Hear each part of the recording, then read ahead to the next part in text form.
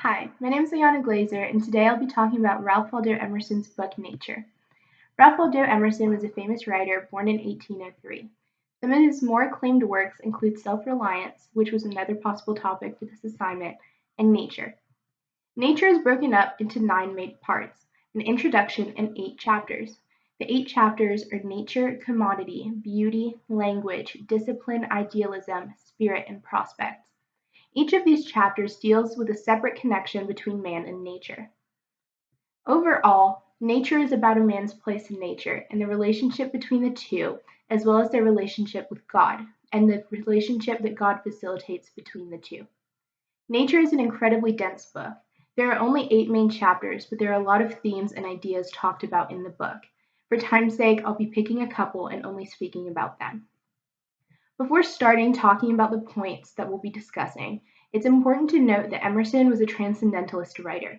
Transcendentalists believed in a core connection between nature, man, and God. A lot of these kinds of themes are reflected in Emerson's writing. The first point comes from the introduction. Right off the bat, Emerson starts talking about the importance of originality in thought and beliefs. Emerson believed that nature is ever-changing, and that man is ever-changing with it.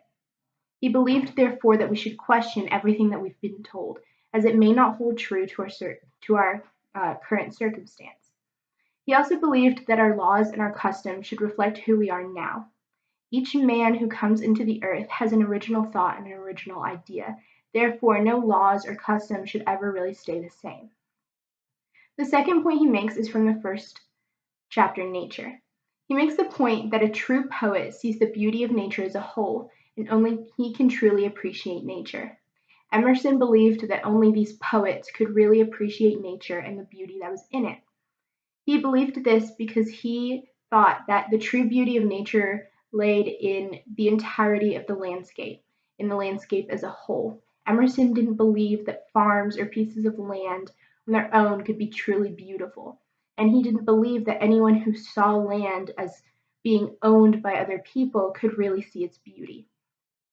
He also believed that no man truly has a claim on the beauty that is nature. You can own as much land as you want, but you'll never own a whole landscape. You'll never be able to own the sky, all of the mountains, the trees. None of that truly belongs to a man. The third point comes from the second chapter, Commodity. Emerson believes that misery has no place in the life of a man. He believes that mankind is given every single thing that he could ever want to be happy, and that if you're still miserable after all that God has given you, you're childish.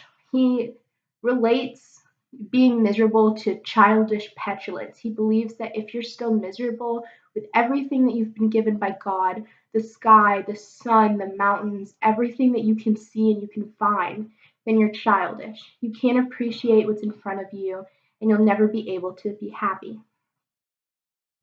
In conclusion, nature is so important because of what it teaches the reader. There are so many themes that are important to our lives that can be found in nature. Emerson makes a point to talk about the connection between man and nature, and the connection that a man has with the earth. He tells us to not take it for granted, to truly appreciate nature and everything that it gives us. He also talks about the importance of original thought and the fact that saying things that have been proven true has no meaning in our lives, that we should be able to take guesses and we should say those guesses out loud. We should try to strive to see if they're true, and that's how we'll learn. He teaches the reader to push themselves in their thoughts, that they shouldn't accept everything that they've been told. He also talks a lot about a connection to God. Now, not everyone's religious, and not everyone is going to read nature and feel comfortable with having this really strong connection to God. However, if you are religious, you can appreciate the fact that he talks so much about appreciating what God has given you. In conclusion, nature seeks to teach the reader about the link between nature themselves and God, as well as all the ways they can improve the connection.